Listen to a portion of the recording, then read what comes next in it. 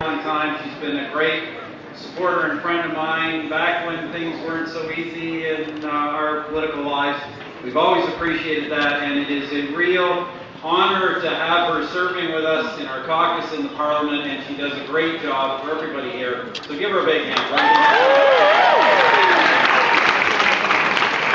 And I also want to thank CJPAC tonight for putting together this terrific event. On behalf of the Government of Canada and indeed the entire Conservative team, I want to commend you for the important work that you're doing.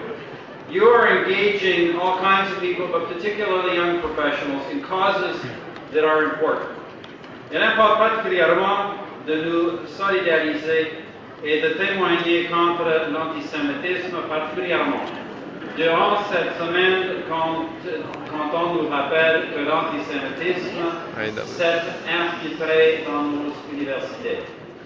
Of course, one of the important causes you stand for is the opposing of anti-Semitism, and it is especially important during a week in which we're reminded that anti-Semitism has gained a foothold on our campuses.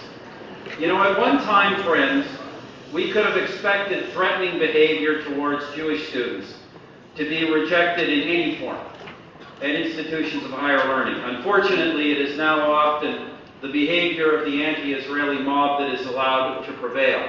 I am sure that many of you here tonight have faced this anti-Semitism firsthand.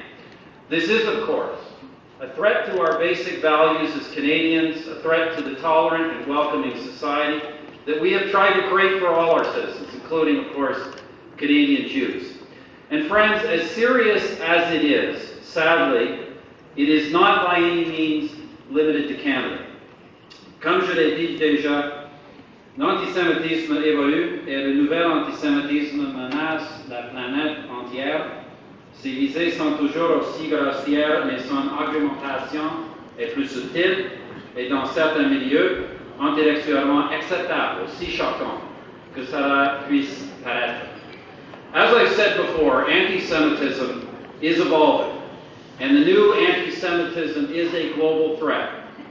Its aims are as crude as ever, but its argumentation is more sophisticated and, I'm sorry to say, in some circles, intellectually acceptable, disturbingly so.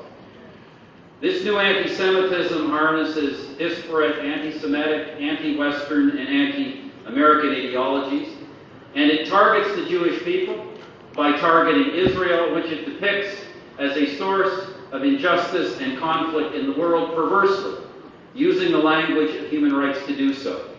Nous devons travailler sans relâche à dénoncer ce nouvel antisémitisme pour ce qu'il est.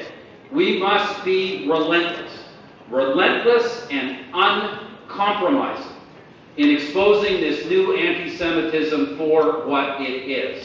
Hear, hear.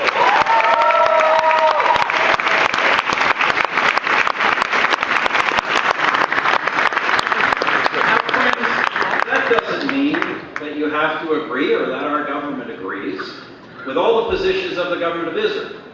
But it does mean that we believe fundamentally that Israel has a right to exist, and just as importantly, that we recognize that the conflict around Israel is at its heart, at its core, about the refusal of still too many to accept the reality of a Jewish state in the Middle East, but Israel is here to stay.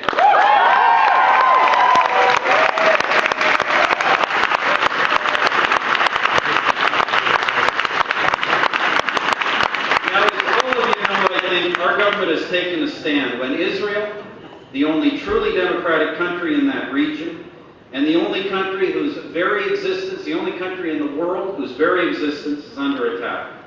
When Israel is consistently and conspicuously singled out for condemnation, we are morally obligated to stand up against that.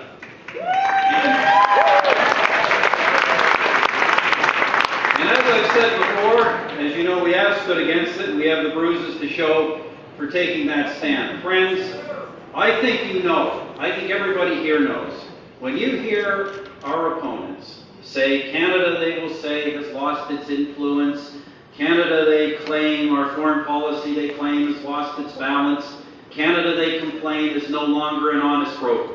When you hear those and other vague generalities, my friends, you know exactly what that is code for.